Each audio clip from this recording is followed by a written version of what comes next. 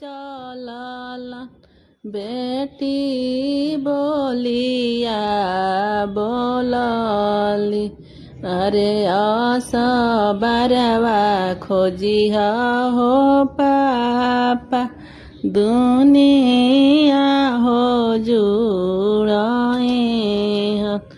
अरे असबरवा खोजिहा हो पापा आमा देखी जुड़े अरे चाचा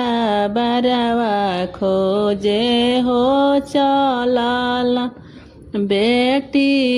बोलिया बोलली अरे असबरवा खोजिहा हो चाचा चाची देखी जुड़े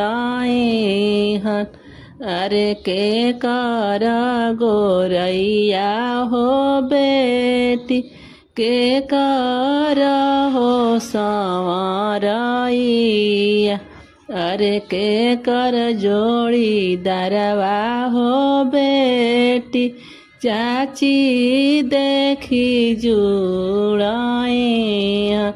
अरे के कर जोड़ी दरवा हो बेटी आमा देखी जुड़े अरे राम संवरैया हो पापा लक्ष्मण गोरैया अरे भरत जोड़ी दरवा हो पापा आमा देखी जुड़े अरे भरत जोड़ी दरवा हो चाचा चाची देखी जुड़े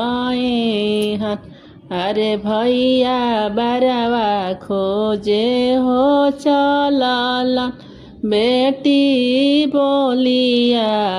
बोलली अरे असबरवा खोजिहा हो भैया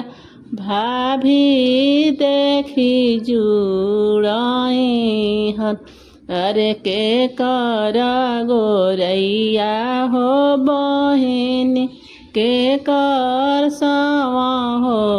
रैया अरे के कर जोड़ी दरवा हो बहिनी भाभी देखी जुड़े अरे राम संवरैया हो भैया लक्ष्मण गोरैया